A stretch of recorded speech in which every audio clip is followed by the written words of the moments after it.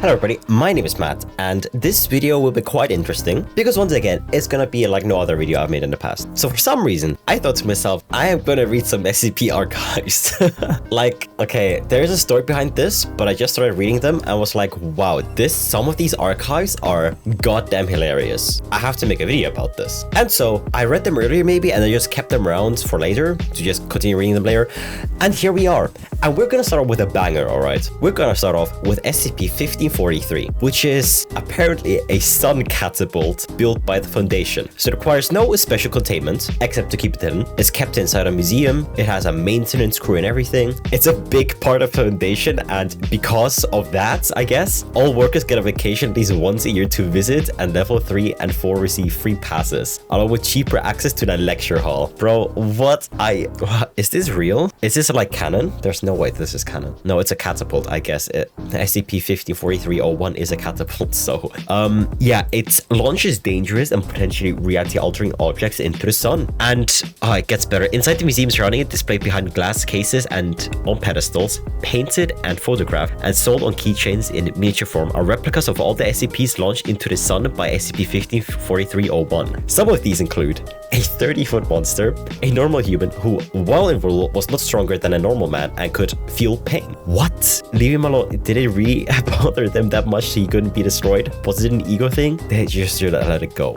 And an atom bomb from the future caused solar flares for a month, half of Europe rendered sterile. What? A tiny black hole nearly started an end-of-the-world class scenario, a miniature sun, which has its data expunged. Awesome. Heat-absorbing ring that causes mild headaches to those in near vicinity. Overseas told you just calm down a little bit. Bro, what? Trust me, it's gonna get better, okay? A sentient difference engine that had been requesting a better power source and insinuated that it might be able to use the sun as one. Launched into the sun, achieved singularity, invaded Earth. Okay, I'm guessing this was just a goof, maybe? A theory on what could have happened. There's no way they actually did that. Unless it did invade Earth and, I mean, hey, it's the SCP Foundation, maybe the Republic or something. I don't fucking know, man. And apparently they threw SCP-682 into the sun as well, which is literally the massive reptile kept in an acid pool in its containment cell. I'm pretty sure it grew wings. A lot of people ended up with razor sharp feathers in their eyes. Okay, so I'm guessing this SCP is just a gimmick. Oh my god, I haven't even read this part yet. SCP-1543-02 is a large spacecraft shaped like cannon. All the money that could have gone into curing diseases or designing better sites went into its construction. It seems to almost be an obsession with the higher members. Because of this, it is surrounded by 3 fusion rings and contains a fission core, 14 onboard AIs, a full faculty, and the most precise aiming system ever made. Painted on the side is the motto in large and capital letters, "When in doubt, launch it into the sun. Aim to the fiery orb with ye." Oh my god, a meteorite? Then here is a list of things that were thrown into the sun, which is like viruses, bacteria, dark matter, sun core demon. What does that even mean? 12 fungi, 3 of which die when exposed to room temperature. Why would you? What? A completely harmless rock that could not be destroyed as long as it was by the Earth. A small globe that controls what happens on Earth. Whatever is inflicted on it occurs on our planet as well. Data expunged. A box with a tiny version of our universe in it. A spooky lamp. An equally disturbing painting. And SCP-86. Oh my god.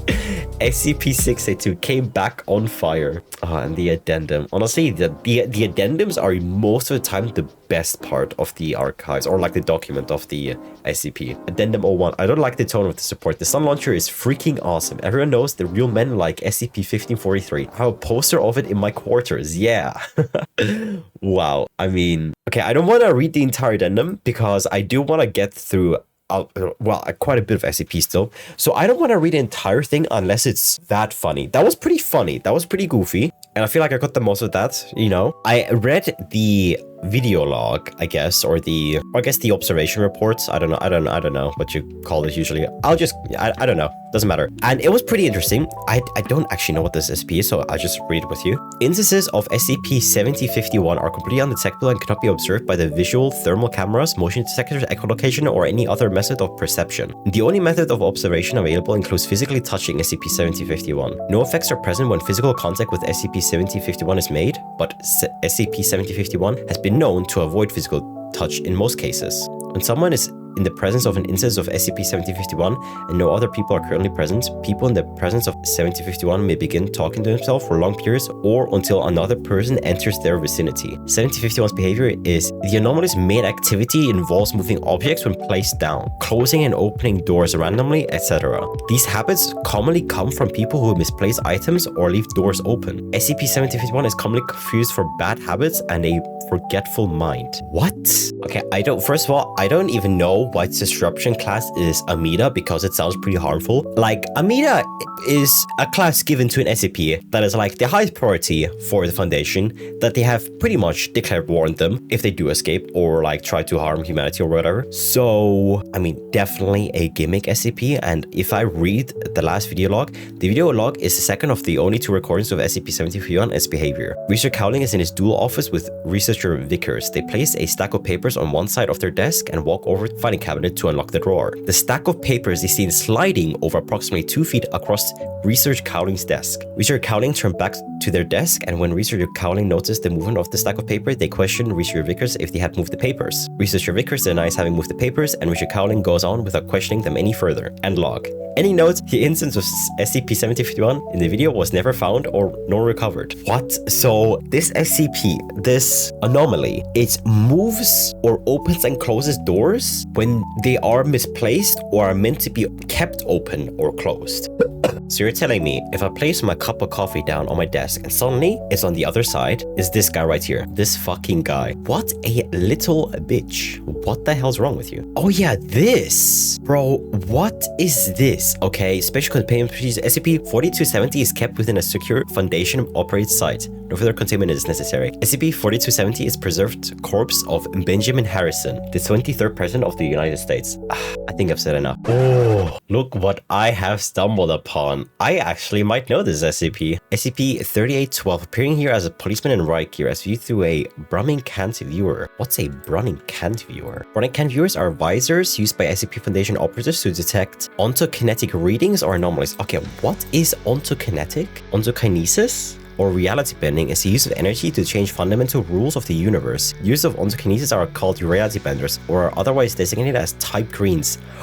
Oh, that sends a shiver down my spine. I know about this. Wait, what the fuck? That's so cool. Type greens? Oh my god. That is... Oh, wow. Okay. So this fella is a reality bender. Like, that is so cool. Like, the fucking... You see this? And it's associated with the fucking optics they use in the Foundation, and this optics detects like reality bending details about anomalies. Bro, like that says just right there, that tells you so much already. Disruption class Eki and risk class Danger. Oh, I mean, I'm not gonna talk about this guy too much. You've probably seen animations of this guy if you like SCP. I like the SCP universe a lot. Boy, this guy is so fucking cool. I've read quite a bit of him. Okay, I've seen quite a bit of him. Honestly, so entirely fucking badass. Holy shit. I think that's the guy anyway. I don't know. I never actually knew his actual tag, but if it's the guy who I think it is, because the fucking goofy ass documents I have read about him just have his everything like completely censored, but I think like he was this like brutally killing and his mind is so completely fucked and yes, here it is, has an aggressive enormous influence on reality. I'll say yeah. Wait. Oh, there must be something about his state of mind here as well. It's like so insanely badass. Yes, here it is. SCP-3812 exhibits signs of extremely advanced Eigenmann-Viter schizophrenia complex. I think pronounced that correctly. I hope so. Probably not. Specifically, extreme paranoia, extreme dysphoria, extreme mania, depression, inability to properly perceive their surroundings, inability to discern the difference between the real and imagined, inability to differentiate between living and dead beings, inability to control expressions of emotion, hearing voices that are not there, seeing things that are not there, feeling or otherwise experiencing stimuli that do not exist, etc. etc. Oh, there's more about it. Okay, Jesus. Footnote.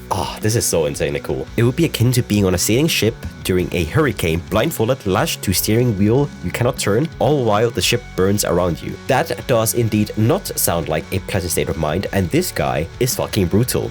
And then, you know, his head is a little, a few screw loose. Okay. I mean, trust me, you cannot fix him. Okay. I don't want anyone simping for this fucking guy. Holy shit. This guy cannot be fixed.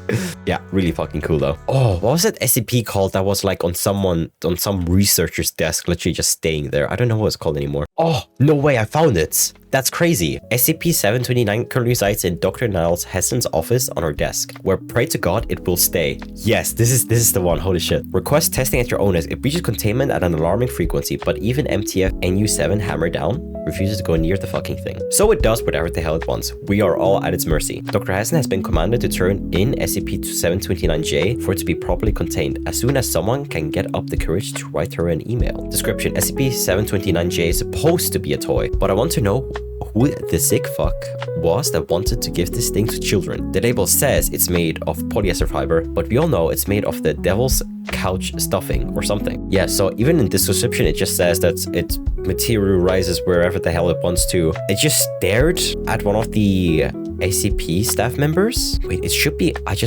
noted that SCP-106's middle finger were raised for the entirety of the encounter with SCP-729J. His reaction is frankly perfectly understandable, and several visual who witnessed the event were found huddling with SCP-106 in his containment cell. Who's SCP-106? Oh, what? What? Shut up. It's the old man. Elderly humanoid. Yeah, man. Shut your goofy ass up, bro. I mean, I guess that's kind of wholesome. That's a nice change of pace with SCP-106. Just so, in case you don't know who SCP-106 is, he's pretty much this old man. He's extremely slow, but he kind of kills everything pretty easily, if he wants to anyway. He has his own pocket dimension where he sends people into sometimes. Probably for the hell of it, I have no idea. And he can like phase through walls, but again, he's really slow and like leaves this black sludgy mess around when he does fade through walls, so you can kind of tell when he's coming and whatnot. Yeah, I have no idea what the problem with the thing is. What am I reading? SCP, who is, wait, first I want to know who SCP-73 is. Okay, so he is the kind of person who someone would simp for. He looks like it anyway. Actually, I might know him. I don't know. I might have seen him. I don't know. I'm not sure. Anyway, hot guy. I don't know. Looks pretty casual. Apparently he is 6 foot tall, a bit more, 6'1" or something. I don't know, which is like 185 centimeters, I think. I don't know. But yeah, what did he say? When exposed to SCP-729J, SCP-73 took a cup of water and proceeded to bless it. SCP-73 then vocalized the phrase "fuck off, dick nips," and soaked the little shit in the holy water. SCP-73 remained under a table of the remainder of the test, with its finger in the form of a cross. Right. Okay, apparently, wait, where did it say? Apparently it's, how can such a thing be so ungodly yet cute? Yet so cute even. I wanna see what this thing looks like. This thing. Maybe in the right context, it might be terrifying, but I mean, yeah, okay, I mean, if you say so. Anyway, that's gonna be it for this episode. I don't know. I just enjoyed making this episode. Just reading through, honestly, I had so many memories just flush back in from like times where I did enjoy SCP and whatnot. I haven't really kept up with it. Not at all, actually. But when I did stumble upon it, I thought, hey, I might as well make a video of it. And yeah, I mean, I don't regret it, to be honest. I thought it was pretty interesting and fun. I hope you thought the same. Hopefully you found some enjoyment of the video. And if you did, please consider liking and subscribing if you haven't already. And I'll see you next time. Mwah.